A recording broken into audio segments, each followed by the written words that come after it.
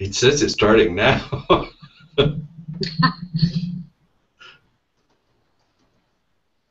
Hey, welcome. We're live. This is ProSpeak.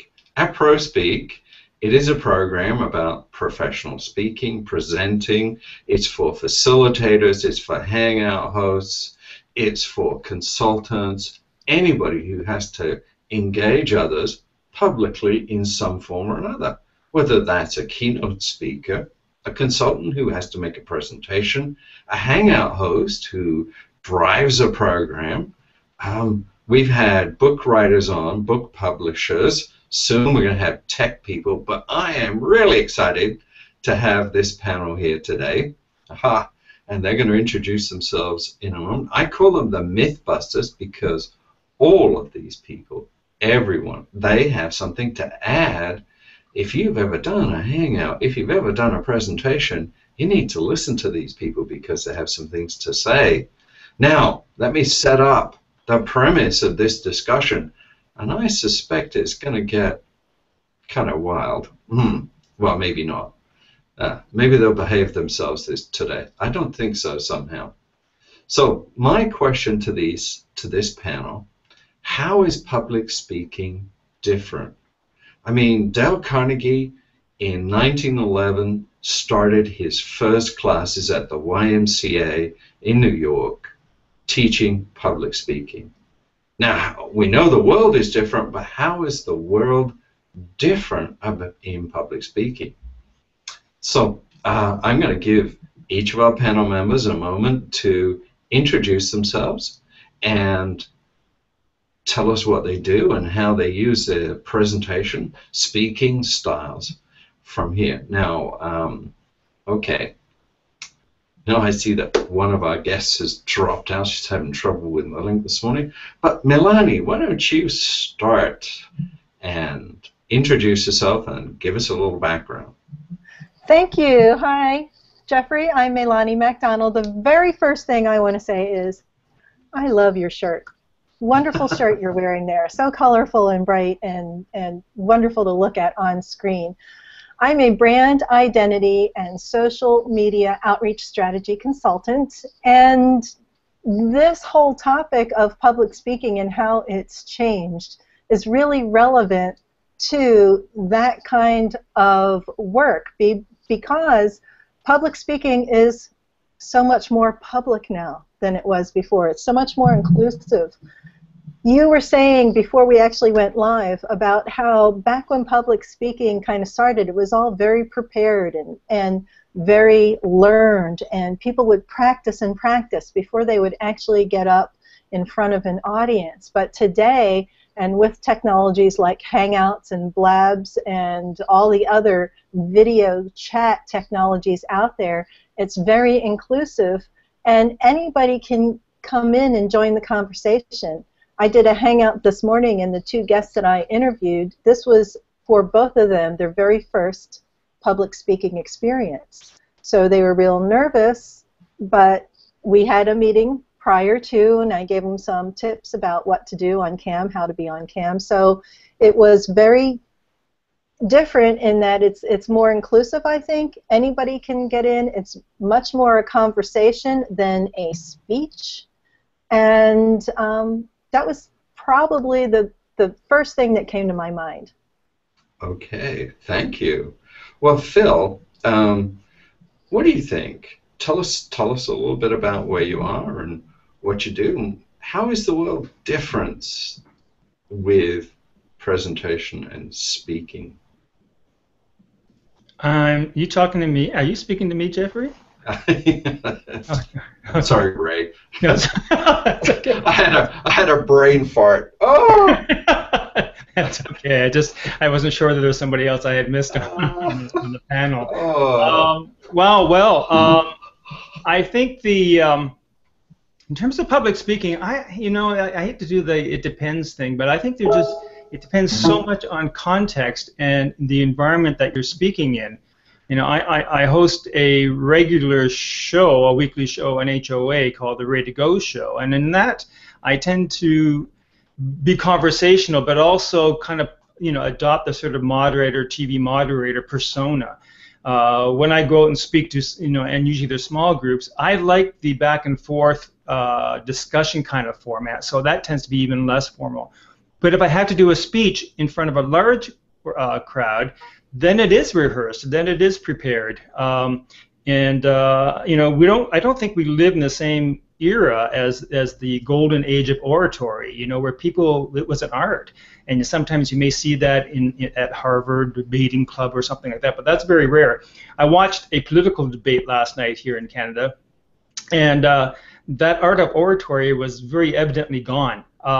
There was no kind of inherent rules of the game anymore. People were talking over other people. They were not sticking to the question. It was really sad, but maybe not as sad as our Republican debates down south with our friends. That's just tragic. But I think the art of debate. I think it is. I think it depends on where you go. But I think the technology has made it as much more casual, both in terms of however we communicate, whether it's through speaking, through video, whether it's podcasts, whether we're writing to each other. I think the whole level of communication has become more casual. Well, I would agree. I mean, I just wrote an article on LinkedIn where I call it the 10 dirty tricks of debate. I mean, they use every dirty trick to make a point. And it never used to be that way. I think the last great orator was, in fact, Ronald Reagan and perhaps Pierre Elliott Trudeau in Canada. They were both eloquent with their words and cutting, and yet at the same time, they just had such a great persona. So I'm going to, before I lose her off the screen, I'm going to ask Jessica, introduce yourself and your thoughts about how is public speaking different today. Jessica, oh no, we might have lost her. Well, okay, Penny. Say hi, Penny. Did I lose her? Hi. Hi, Penny. Tell us about yourself and how you use public speaking. Thanks, Jeffrey. Yes. Hi, everybody. I'm so honored to be here on this panel with these wonderful experts. And my name is Penny Petty, and I live in Wasaga Beach, Ontario, Canada. And I have my own Hangout with Penny show. So I've been doing Hangouts, my own show, for over a year. Plus, I've been on other shows. And so I have been really grateful for the development, how public speaking has evolved over the course of the years, because it's allowed me to be able to share my message. I'm a law of attraction. I teach people the fundamental principles of the law of attraction and the power of our words and how the impact that they can have on our life. And these kinds of platforms with the Hangouts and with the direction this public speaking for me has been allowing me to share my message and given me the freedom to know that I can do this. And I like it that Ray said it's being a little more casual, so that allows me to be authentically who I am without having that total structure when I'm on air. So I'm grateful for the change in the way the direction's going. Great. Now, Jessica, while you're there, introduce yourself and add to the flow quickly before we lose you. Quick. Yes, I know technology. I love technology. One of the things, hear what some other people were saying, is that how relate to public speaking and changes in public speaking. We get the opportunity to connect with audiences in a whole new way, in a place of curiosity and questioning instead of telling, sharing. And I like that concept. Okay, I think we're just losing Jessica. So Scott, I know you've been patient. And I know you have some thoughts about this because you were already writing about it. So introduce yourself and tell us Sure. I'm the Scott in the Scott treatment, and I guess I'm wearing two hats in this panel. I should maybe appear twice in the film strip. One is that I am on a weekly or a couple of weekly Hangout on Air programs, which means that along with everyone else who's in the film strip, I'm a public speaker. But also I will take the public speaking that some people will have in Hangouts on Air and video, and I edit it so that it conforms more to the different ways that people have to present themselves nowadays in speaking. And you know, one of the great things about the 21st century is that you can present to a live audience, and there are certain rules that apply there, but then you can upload it to YouTube or whatever you want to do, and then people can watch you in replay, but they're an entirely different set of rules that apply there. And if you try and get away with one on the other, you might fall flat on your face. And there's, I guess, one exception to that in my mind, and that is the art of storytelling. And if you happen to be a great storyteller, then you can get away with the live and the playback. But you know, I'm thinking about that even more deeply, and there are even two different rules in terms of when you're appearing on the small screen or when you appear, say, live on a stage. So that's all fodder for discussion for the next period of time during this show. And thank you for including me in this very esteemed panel. This is going to be a fun discussion. Well, so I have a premise for all of you. Now, I started out public speaking in the year, yeah, I know, 1973. It was different then. It was much as Ray had said, where you learned a particular presentation, you polished it. At the time, I was a member of the National NSA, National Speakers Association. That's an American organization. And I was traveling around North America and Canada doing speeches about product and doing speeches about technique and motivation. And I was on a couple of 2 and 3 day seminars where you, in fact, might be speaking for an hour or more. And you really had to hone it down and make sure that it was relevant and that you had your key points and that you went over them in a particular way. But I left that field because it felt to me at the time, and that's in the 80s when I left it, fake. Because so many of the people I got to work with had a learned, memorized, kind of structured speech, and it was sort of, they were like little Barbie dolls and little Barbie bills. I don't remember what Barbie's equivalent was, but that it was kind of like pull the string, and that became really evident to me when someone just said, "I'm so glad to be," and of course we were in actually Philadelphia, and he said, "I'm so glad to be here in Chicago," and he was the opening speaker, and of course the audience was, they were just done with it. I mean, we turned it into a joke, so we quickly gathered in the back, and every single one of us says, "Oh, I'm so glad to be here in Scottsdale," and somebody else said, "So glad to be here in New York," and somebody else said, "Oh, I'm so glad to be in New Jersey," and everybody thought that it was a planned joke. But boy, oh boy, I think you know, my feeling is, and those of you that know me, you see me say this all the time, I think the biggest difference is you're required to show up as an authentic person. Okay, back over to you guys. What do you think about authenticity, being real on the stage? Jump in. I'm going to try and jump in. It's Jess here, and I turned my camera off, so we'll see if that helps with our technology. Thank you, Scott. No, I think authentic is a little bit subjective. I'll take it back. It's a lot subjective, and so what might be authentic for me is very different than what might be authentic for each of you on the panel, me, as well as everybody who might be watching. And so that's one of the things where I get a little, I feel like authenticity is tricky. And so I'm interested to hear what the rest of you guys think about it.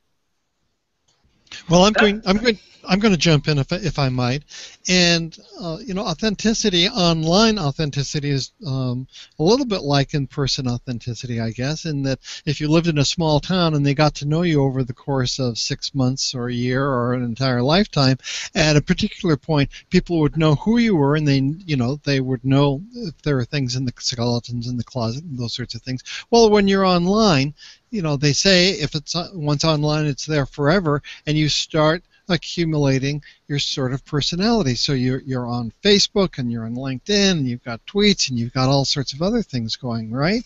And there is a picture that emerges, and you can try and be one person or another person, but it's really hard not to eventually be yourself. And people can go and they can check you out, and this is where, if you're applying for a job, employers will want to know what you were like last year and 3 years and 5 years ago, because they want to see the authentic person. It's so hard to hide while you're online. So there is that type of authenticity. There's a second type of authenticity, and that is, especially if we're live and there's this body language that you can see and we're making eye contact, you can kind of get a feel for me like you could get a feel for people in real life. So authenticity is really easier to achieve and harder to hide from nowadays because of the interconnectivity that we all have. Well, I think the world. Ray, Karen. Just as Scott was speaking, I had thought about authenticity a lot, because we talk a lot about humanness on our show, and I kind of like, first of all, it's unfortunate it's become such a buzzword, because it kind of takes away from the authenticity of the meaning of authenticity. I mean, it's become just so easy to say, but what is authentic? I mean, and some people confuse authentic with being open and vulnerable and having no secrets. That's not authenticity. Authenticity is I think rationally, like, setting out to represent you at that very moment and not hide behind something, not being false about something. And I like to go back to public speaking in that case, and how things have changed, because in the olden days, and nothing in the olden days, you can see that now with PR firms and all that, a message that is very polished, it may be professional and well packaged and all, but there's something that takes away from the authenticity from that, because it's so polished, people bounce off it. It's like a mirror, like a light hitting a mirror and reflects off that. Whereas if someone's authentic and real, nobody's perfect. So if there's little ridges and little cracks and things, you tend to be more compelling, because you can hang on to those things. They can relate to those things, because some of you may be in that. So I think being authentic is being somewhat honest with yourself, but also empathetic. I think empathy is probably the biggest part of being authentic, that you actually have a sense of who you're speaking to and why you're speaking to them, and try to reach out to them to build that kind of emotional connection. So I think polish. I think that oratory thing takes that away from that. But they weren't expecting authenticity in those days. They were looking up to leaders and people that would rain wisdom down upon them. We have a different egalitarian lifestyle now. We don't look at authority figures in the same way. I disagree a little bit, because yeah, me too. Good, go Melanie. Well, if you look at Martin Luther King Jr., he was very polished in his speeches, but they were very authentic. I don't necessarily think that polish takes away from authenticity, and I think there are a lot of different definitions of authenticity. And being authentic, it can be difficult. For example, if you are a host on a Hangout or a Blab or one of these other broadcasts, you are doing so many different things. You are watching for your guests to make sure that they're each getting a chance to speak. You are taking messages from instant message chat messages. You are taking cues from the message box inside the Hangout where your other guests are asking questions or maybe saying that they want something to contribute. So you have a lot of different duties, and it's hard to be just, if authentic means unpolished, I think it would be hard to be authentic and still create a good appearance on camera, because being polished means being able to multitask and handle all those things. And if you notice, like, I'm smiling, I have a smile stuck on my face usually the whole time I'm in a hangout, and I remind my guests that smiling is really helpful, because smiling helps to get that connection to people. They want that warm feeling. Well, in normal life, when I'm not on camera, am I smiling, until it hurts 24/7? No, not necessarily.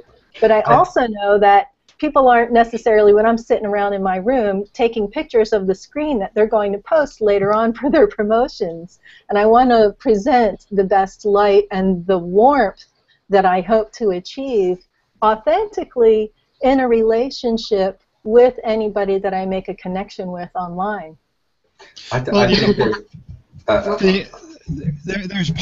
being polished, and that kind of being polished has kind of a inauthentic connotation to it. I think what you're saying, Melanie, it might be professional. There's no reason why one can't be oneself, and then that doesn't mean that you can have license to do a lot of ums and ahs and have a lot of, not looking at the camera. And there's certain things that will allow you to be professional. A professional speaker can be authentic.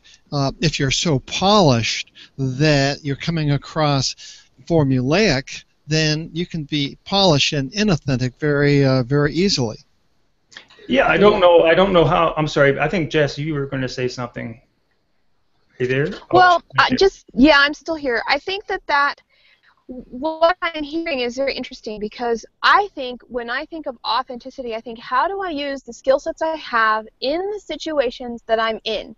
And if I am up on a stage in front of 1,000 people and I scroll through up a story, how I recover from that and how I move forward is going to be very different than if I am producing a hangout on air and something goes wrong with the technology, or I'm standing in a group of people of 5, or maybe even sitting around a table having coffee. And so I think really that's where, in all of those cases, if I'm using the skills to the best of my ability and handling each situation that comes in, and there's a little bit of problem solving. So is it really about being authentic? Oh, wow. Having authenticity, or is it about being able to gather information around you from a situation to then be able to use that to best connect with the people we're with? I think first of all, I think we're misinterpreting what I didn't make a parallel between polished and professional and inauthentic. What I'm saying is that there's a situation where you can see, when you see people speak, that they are so rehearsed.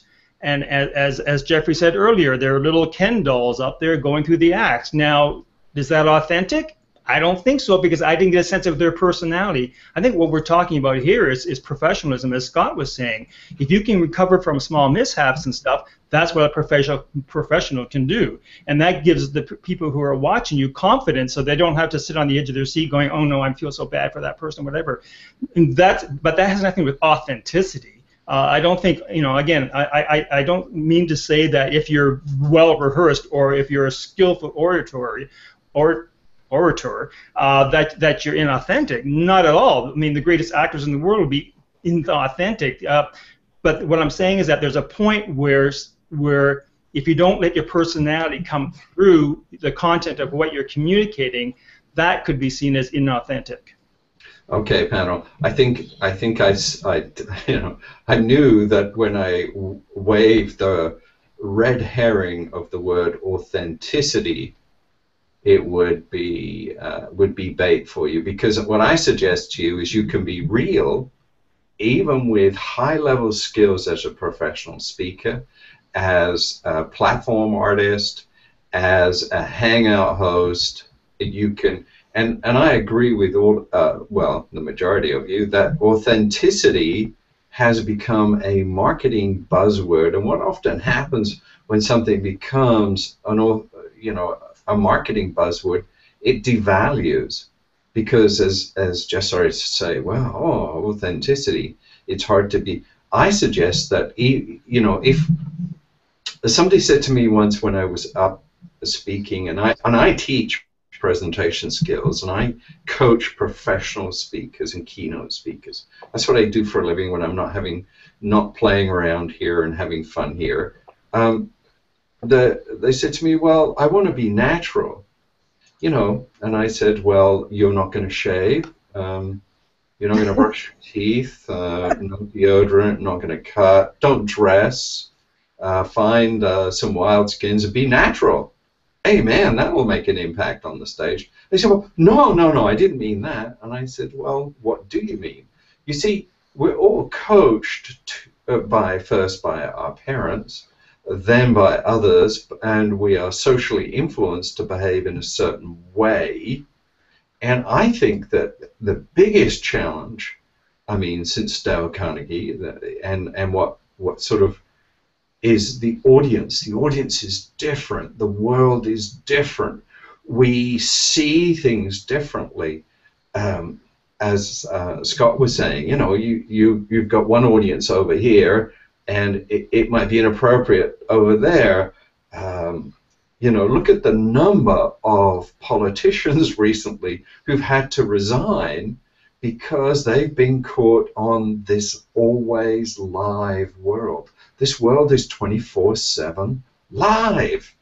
So the things that you do over there, thinking that you're not going to be, get you in trouble over here. Now, as far as speaking is concerned, I think the biggest difference is it's something that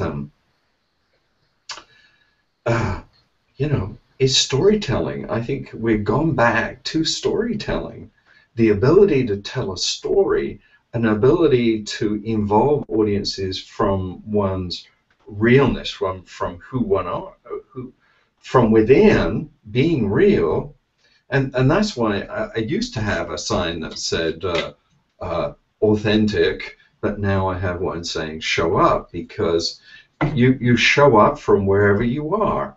I mean, if you without being artificial. I think that's my biggest thing, and you know, it's the world is different. The audience is different. I mean, you get up and say something today, and unless you preface, I've changed my mind about this subject matter, I've changed my position about it, my new knowledge, people can go back 5 years and look at what you said and say, oh my goodness, yeah. Well, what about when you said this? And that's so, yeah. Anyway, that's one of my pet peeves there. Any thoughts? Okay, can I ask a question? I would love to ask a question about the storytelling that my you. We're losing you, Jessica. Oh, rat.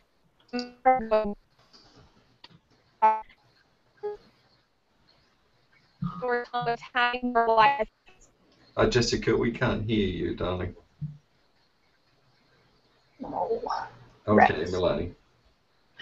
I have actually a funny story about the audience changing and the challenges that we face as speakers. And this is funny because this happens every time I do one of my regular twice-monthly hangouts.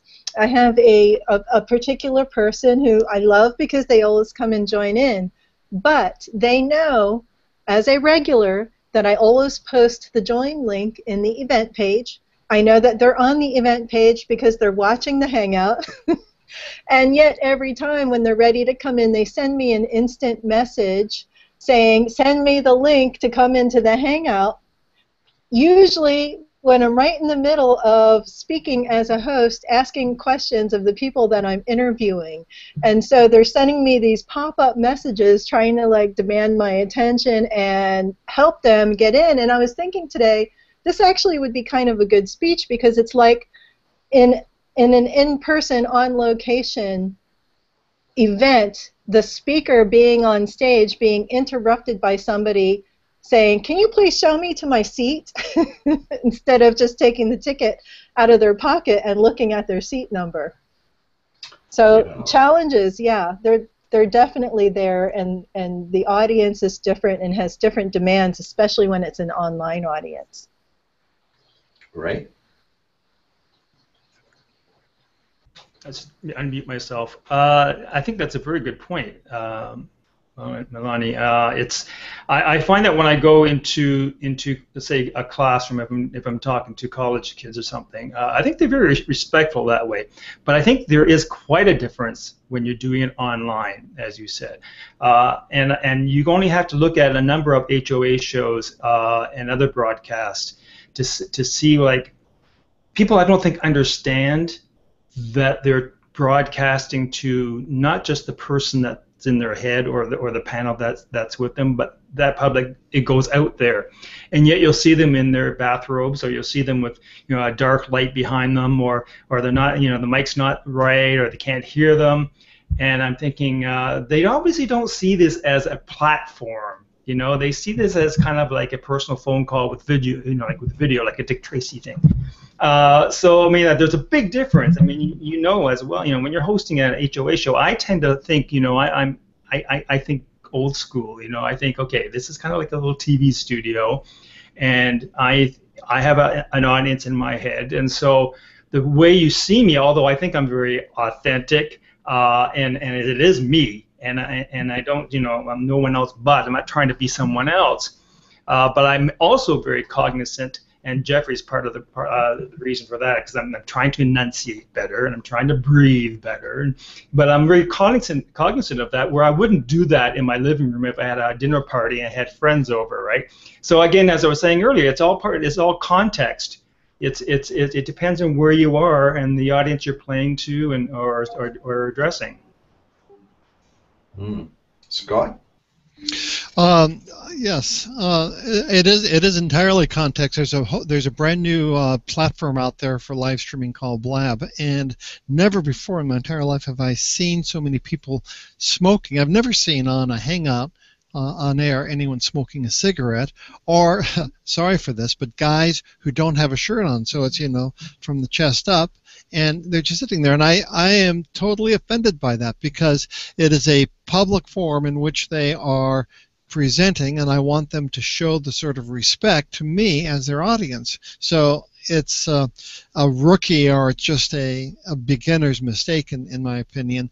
And the culture of that platform is still evolving. So underlying a lot of what we're talking about is the cultural context within which we're making the presentation. It would be silly for me to show up with a suit and tie. You know, people would, during this presentation, people would be trying to think, now what is he really trying to say? They're trying to read between the lines. So it's kind of the fitting in that way. I'm glad you brought the suit and tie thing, or if I could just quickly, because here in Montreal there's a whole culture, and in Silicon Valley, is that you're looked upon suspiciously if you dare wear a suit or a tie. But I've noticed that there are times with Hangouts on Air where I've shown up with a suit and tie, you have, and then the guests are very honored by that. So because you're raising the status of them up to a higher, you know, you are worth dressing up a little bit. Jeffrey, do you have some comments about wardrobe and public speaking events? Yeah, kind of part of the, when I first did them, because I've only been doing them a short while, I come from a very traditional keynote speaker background, and then for years I was a trainer for 20 odd years. I did wear a suit. I thought, well, should I wear a suit and tie? And the man that was coaching me very nicely, Michael Ozier, said, Jeffrey, this is a little bit more casual. You don't put a suit and tie on. You're sitting down. And it felt so strange to do it. I still try and dig out my best shirt. Thank you for the nod for Melanie. I still try and do that. But no, you know, I'm going to be speaking in Vancouver next week and in Richmond the week after at a convention. And I said to them, Well, how do you know, what is appropriate for you? What do you think is appropriate? And it's always about responding to the audience. I mean, there's four elements in, I believe, in every presentation. I use the model of an archer trying to hit a target. Now, the archer, you, the speaker, it's your job is to manage yourself. I mean, people don't realize it, but manage yourself. What I mean by that, it's manage your own faculties, your level of tension, stress, preparation, rehearsal. You manage yourself, and it's your job to fire that arrow, like Robin Hood, fire an arrow, the message, and it depends on the medium, that's the bow, and to respond to the audience. That's what I call the target. So it's always about understanding the audience. I don't want anything that my dress or my particular style to get in the way of me getting my message across to the audience. I want them to get it. So, I mean, not too long ago, I went to a speech, and a young lady got up, and the first thing that came out of her mouth was, "You are a bunch of fucking losers." Did she get the audience's attention? Boy, did she. But it was a deliberate strategy. She insulted them for 30 minutes. But I'll tell you, at the end of her 45 minutes, she got a standing ovation because she understood that audience so well that she wanted to attack one of their basic beliefs about the way that they communicate. And she was what she revealed was how fear and anxiety influences what we do. It was brilliant. But now, you know, having a British upbringing, I don't think I could do it. But I just did it on the show. She wouldn't happen to be running for president of the United States, would she? Yeah, I have to wonder how much of this is generational and how much of the culture is changing. Because the kids that are growing up today, are they growing up with public speaking being such a big fear as people of our generation? It's like the number one or number two fear is fear of public speaking. But these kids are growing up on Blab, on Hangouts, on video, on Vine, just videoing their whole lives.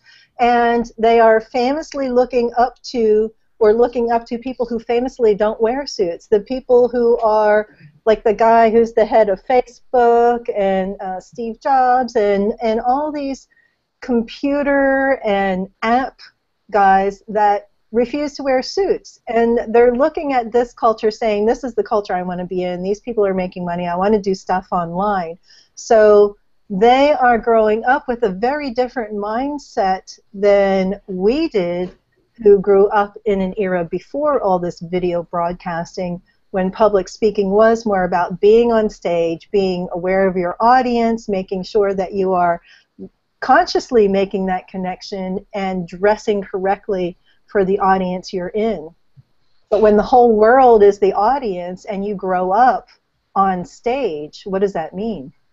I think it's quite different, and I think you've hit it right on the head. However, I would say that in the generationally, the style of it is different. The way they dress, the way they are, what the more traditionalists might call lack of formality. However, the really good ones, if you watch them, they might be dressed informally, but they understand the principles of how to persuade, how to tell a story. And so I think the principles that I teach in Presentation Power, plugging my book, everyone, are more valid today than ever. And forget the dress code. This camera, any time that you make a presentation, whether that's to your team that is producing a new app or you're making a presentation, you need to understand the fundamentals of these skills. Well, I'll just go ahead and jump in here, and I am very famous for saying that video editing is a 21st century skill, and that anyone who learns it now, it's not that it's going to go away, it'll be something that'll serve you for the rest of your life. But even more so than video editing would be public speaking. That's a sort of skill that has always been at the forefront of a predictor of whether or not you're going to be successful. And public speaking is as much, being persuasive and being able to be concise and being able to get your point across and to be able to win sometimes when there are competing ideas that are out there. So that is half of the equation. The other half is, do the rules change? And I think that today, everyone talks about how the attention span is getting less and less and less, and I would love it if the other people in the panel would discuss this, whether or not we have to change our speaking motifs in order to match the way that people's attention spans are nowadays. So, did Scott say something? Sorry, I wasn't paying attention. What was that, Scott? Okay, I think you just made my point. I'm going to go back to school. Go back to one of Jeffrey's classes. I want to go back to something that Melania said earlier about the generational thing, and I agree. I mean, if you ever go to a web design seminar or conference or whatever, you think you're walking into an Italian funeral. But instead of black suits, they're all wearing black T-shirts. Really, I mean, it's uniform. It's the uniform, and because people speak on Blab or they Skype or whatever, I don't think that doesn't make any difference. That's sort of like being in the bedroom in our generation, talking on the phone.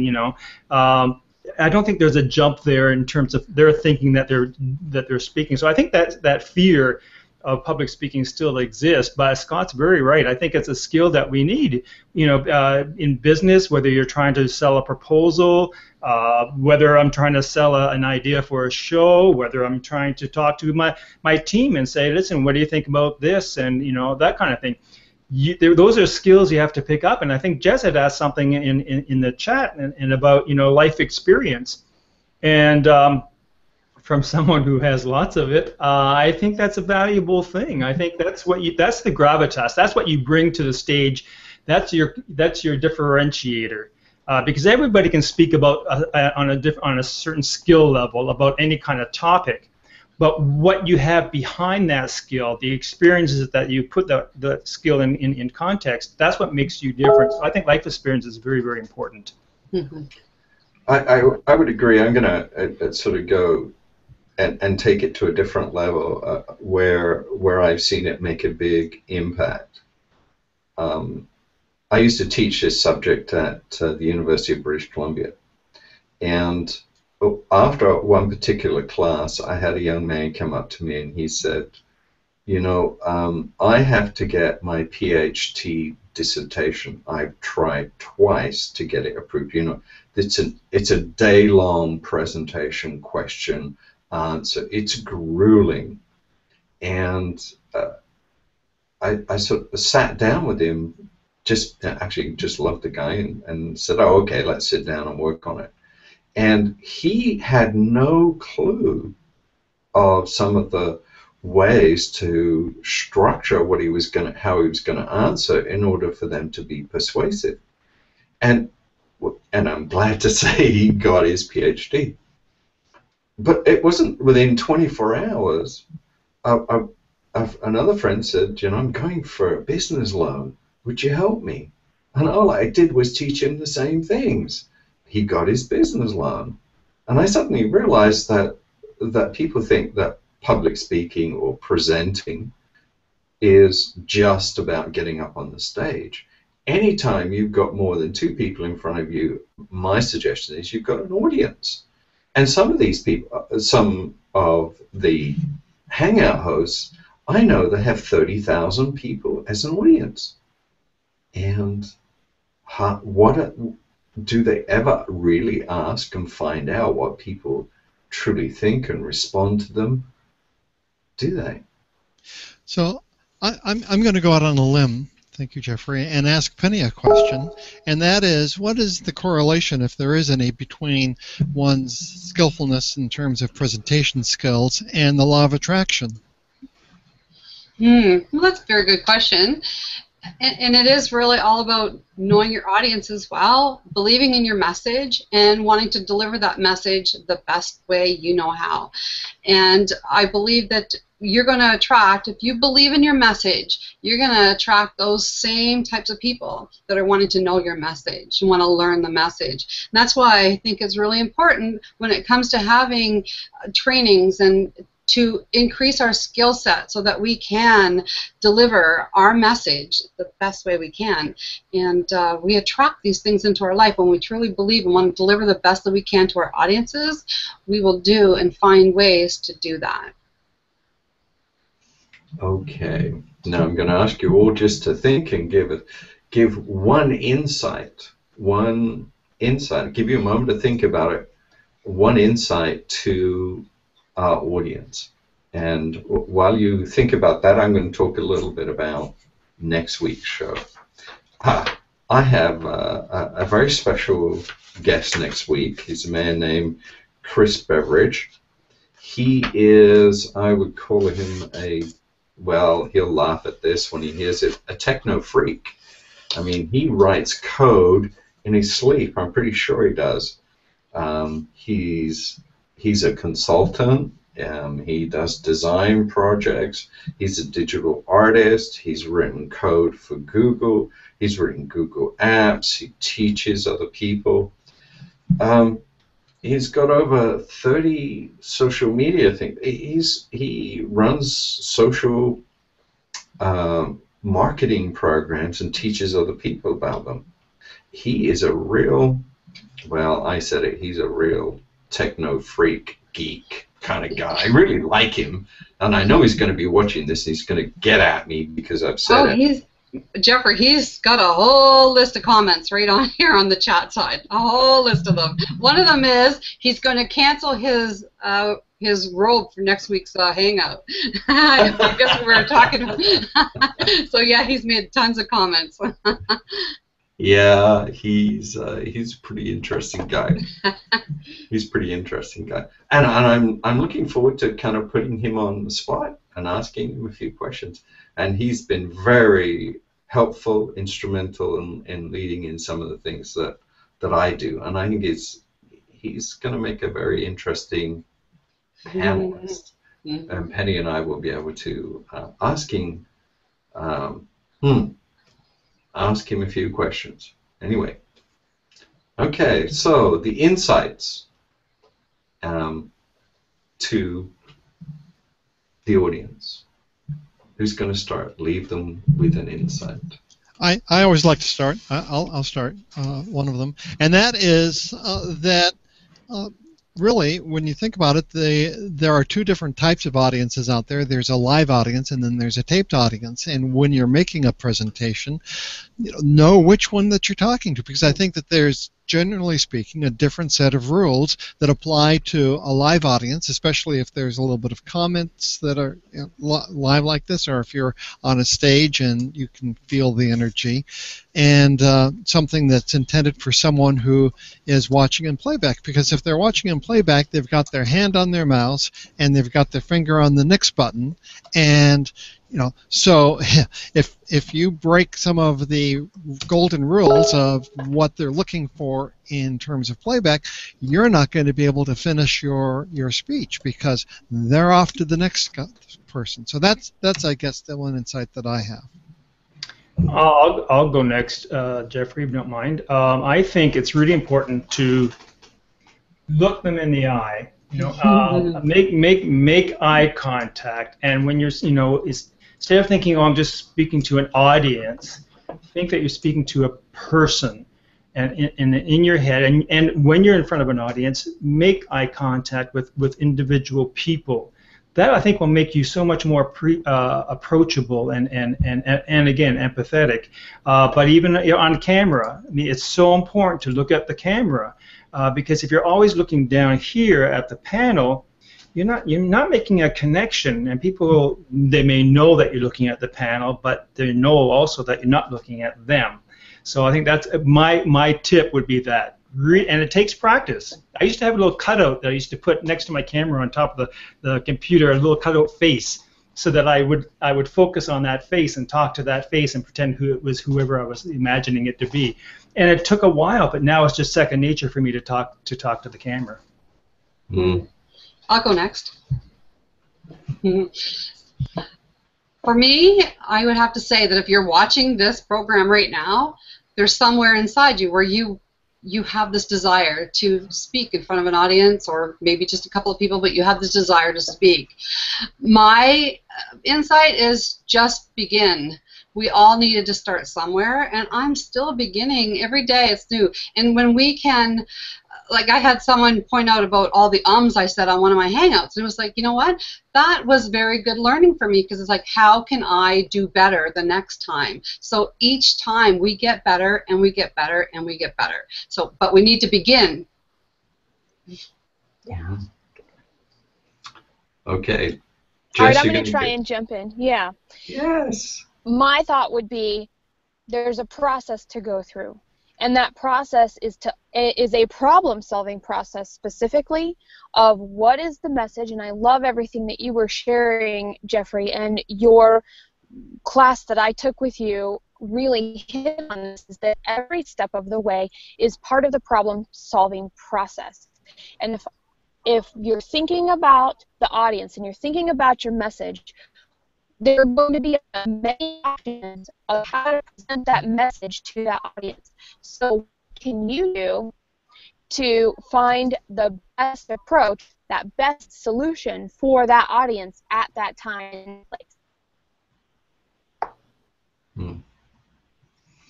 Okay.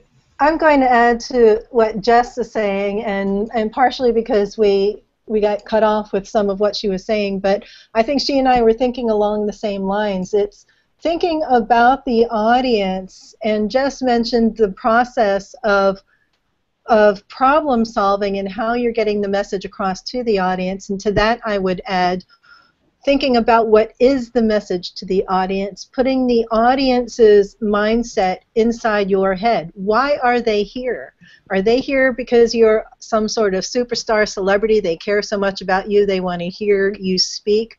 Or are they here because you are talking about a topic that they want to learn something, that they have some kind of a challenge that you might be able to offer a solution to them for, that you might be able to help them face, that you might be able to help them overcome. So think about your audience and what you can provide to them and how you can help them. Mm-hmm. Great. Okay. Anybody else? Anything else? No. Well, I got one piece of advice that I would like to share. It is a process. Oh, did I miss you, Scott? No? No, I gave mine. That was number one. That's what I thought. Yeah. One last piece of advice, and I even, it kind of show up. Now, we heard the discussion about authenticity and being real.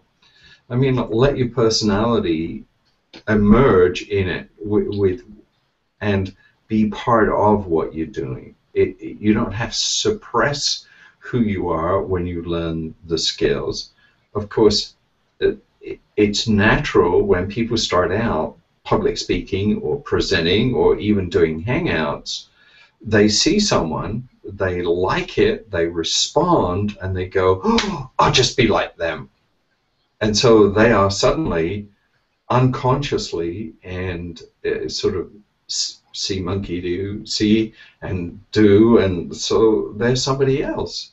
And that's what really bothered me when I was on stage, is that I would see other people be someone else rather than show up as real. Of course, start with getting a book. Start reading. Start thinking about it in any way that you can. Get involved. Now, of course, I recommend my book, and I have a special gift for everyone today, in the sense that if you want a copy, a digital copy of my book, and you go to my website, and on the homepage, jeffreyxlane.com, on the homepage, and register, you will be sent a digital copy of my book. So not only is this a piece of advice, it's also an invitation and a gift. Now, I do want to say thank you very much to the panel, and say I know Jessica had great challenges technology-wise today. Thank you for attempting. Melanie, thank you very much. Ray, thank you. And, well, my great friend Penny, and the amazing Scott with his Scott treatment, which he's going to come and talk about one day. And I hope that Ray will come and talk about marketing as well. So thank you, everyone, and we'll see you all again. Goodbye. Okay. This part's always tricky when you've got, there it is. Yes.